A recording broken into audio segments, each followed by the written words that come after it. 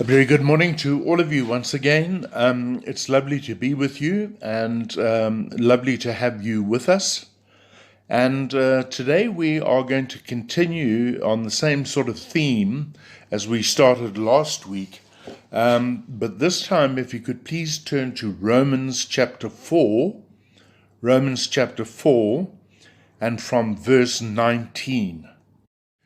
Last week we saw that in essence, the way in which our relationship with God works is that He makes promises to us, very great and special promises, and that He wants us to wait for Him to fulfill those promises so that as we wait, we grow in our faith. God, we saw last week, often makes a promise to us and then takes His time fulfilling that promise, much to our frustration, bewilderment, and even anger. And in an effort to understand this reality, we looked at Abraham, the father of the faithful, and said that in the final analysis, God's promises require our patience. God's promises require our patience. God entered into a covenant with Abraham when Abram, was about 78 years old. God promised Abraham a son coming from his own body and a land where that son's descendants would live forever. The covenant was followed by a period of confusion in Abram's life. For 7 or 8 years after the promise, nothing happened.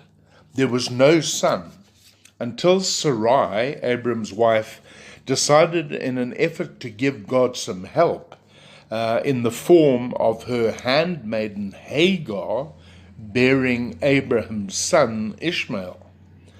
A further 14 years passed when God revisited Abraham and said to him, "The son I promised you is not Ishmael. The son I promised you is going to come from the womb of your wife, Sarai."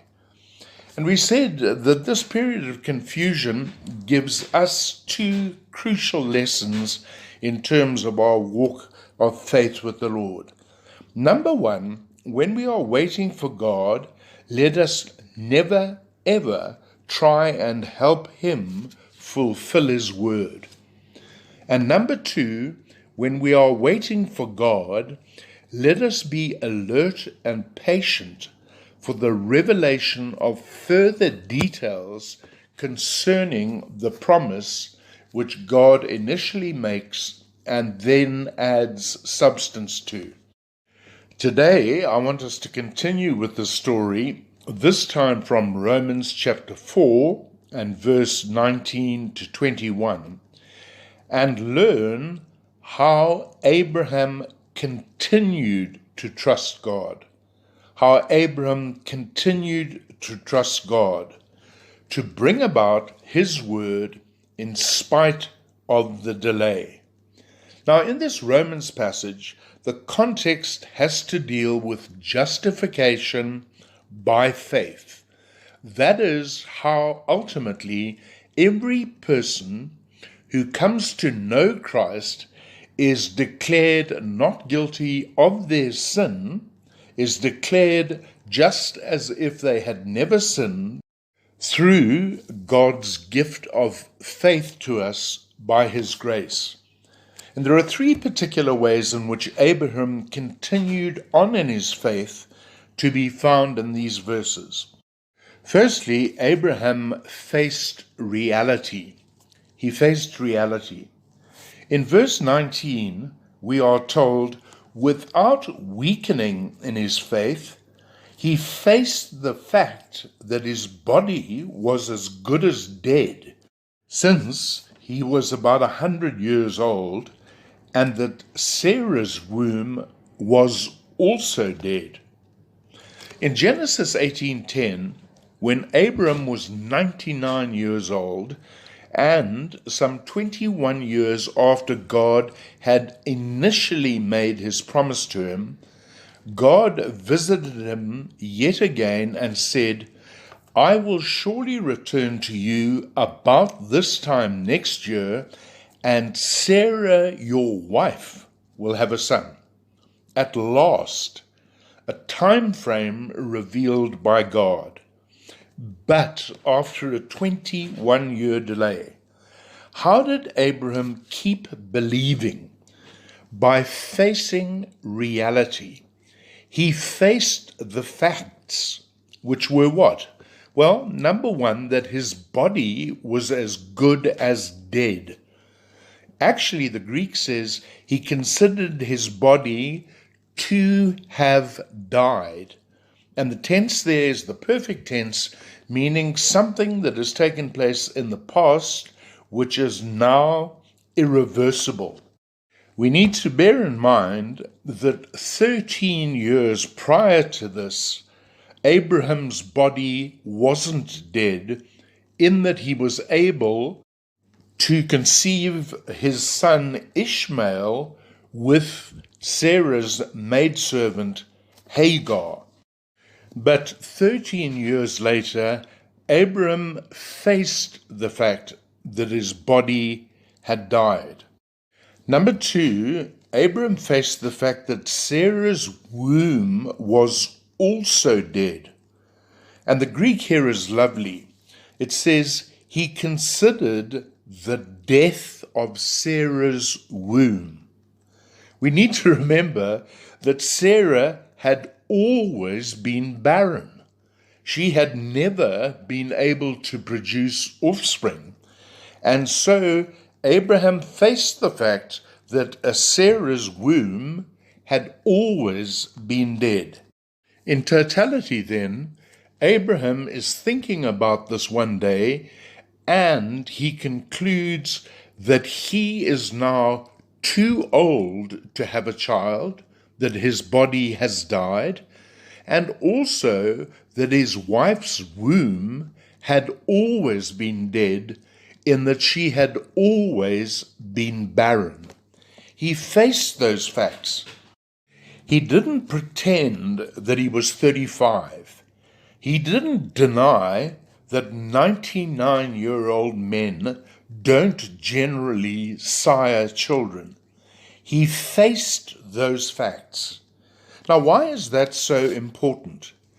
Because when we face the facts, it is much easier to conclude that if God's promises to us are to be fulfilled, then only God can possibly fulfill them. We cannot help God because, humanly speaking, we have nothing to help him with. And then we can say, with man, this is impossible, but with God, all things are possible. And that's found in Matthew 19:26. That verse in Matthew is given in the context of how it is possible for a person to be saved. Man can't do it. Only God can. And if God has promised you that he will save your spouse, your children, your friends, then he will do it, because only he can do it, and he has covenanted to do so. Similarly, if he has promised you and me a healing, then we need to face the facts. I have leukemia. That is a fact. I cannot heal myself, but God can heal me. And God can do it by using either modern medicine or his own ancient power. But do it he will, because he has the power and he has also made the promise. Regrettably, in modern theology and practice, to say no, I refuse to receive that thought. I refuse even to consider that I have cancer is not biblical. In fact, if anything, it is magical, as if by denying something doesn't exist and that it will therefore go away, by my refusal to acknowledge that truth is not biblical, and it does not work that way. On the contrary, when men and women came to Jesus for healing, for deliverance, for hope, for salvation, he met those needs once men and women had faced their needs, had faced the fact that they were sick or sinners or Satan's playthings. Abram faced the fact, and he freed himself of the responsibility of trying to do the impossible. He let God be God and do the impossible just as God had promised that he would. But didn't Abraham ever suffer doubt or discouragement? Indeed he did. And look what he did. Look what Abraham did to continue to believe in God when he faced that discouragement. And so secondly, Abraham sought refreshing. He sought refreshing from God. In verse 20 we read, "Yet he did not waver through unbelief regarding the promise of God, but was strengthened in his faith and gave glory to God." The Greek literally says, he did not decide by unbelief against the promise of God. He did not decide by unbelief against the promise of God. In other words, although he must have wondered 1,000 times, did God really say that? But why the delay? In spite of feeling that way, he deliberately, actively decided with his mind not to disbelieve God. Rather, what he did was that he was strengthened in his faith and gave glory to God. Instead of deciding not to believe God, what he did was to go to God so that God would refresh his strength. And another grammar lesson here. The verb was strengthened is in the passive voice, meaning that somebody else gave him the strength to keep believing. And that person obviously was God. So when Abraham felt low, when he felt like giving up on God, when he felt like saying it's all a lie, he went to God in prayer, and God gave him the renewal, the strength to go on. Again, I'd like to give an example from my own life concerning the way God did this for Heather and I. And the only reason that I'm telling you this is not because it relates to ourselves, but in order to draw attention to the fact that God does what his word says he will do. Whatever he promises, he will bring about. After pastoring a church in Botswana for 16 years, and at the end of April 2004, I believe that the Lord told me to enroll at university and to do a full-time master's degree at Stellenbosch from July. And so what we did was that we stepped out in faith.